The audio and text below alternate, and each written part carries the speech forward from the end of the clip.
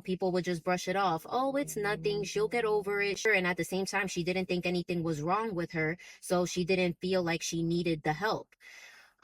So because of the tension that we ended up having, and because, I was able to go out, I was in college, I was going to parties, I was doing the things that she wanted to do when she was younger, but she wasn't really able to. So I feel like she bared a lot of resentment.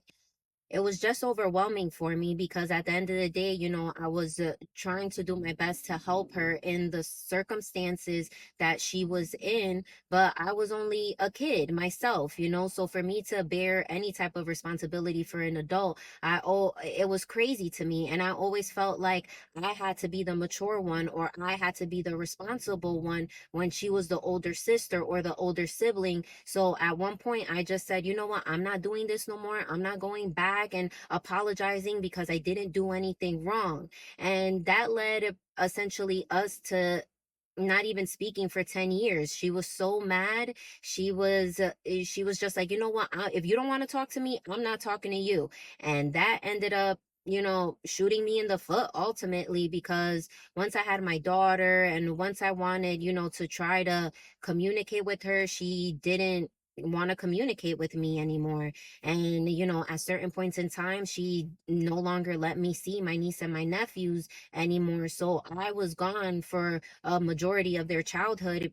My brother was the middleman, so whatever he could do, he did for those kids. At the end of the day, he realized that my sister wasn't in the best efforts, and they did have a closer relationship, so it was easier for him to be able to be in that space for those kids while she was going through all these issues.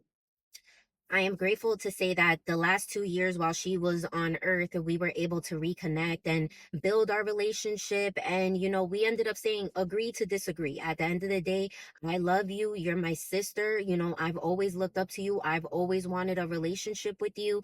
So that I say to say that if you have family members, even sisters that are difficult, that are hard, and you're not understanding why, try your best to be in their space. Try your best to continue to be connected with them in some form or fashion.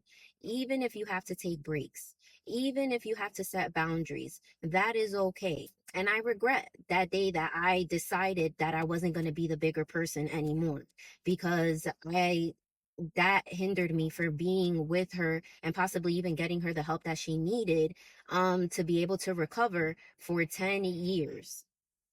And I don't want anybody else to waste precious time that you have with your loved ones, because you truly never know.